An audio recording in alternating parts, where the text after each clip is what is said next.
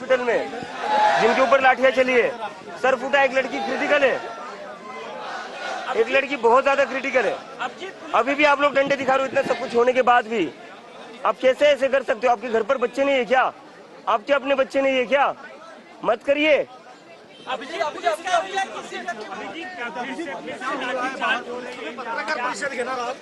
पत्रकार परिषद घेणार आहात? एक प्लीज नक्कीच आपण पाहतोय की पोलिसांकडून काही कार्यकर्त्यांना काही विद्यार्थ्यांना समज दिला जातोय।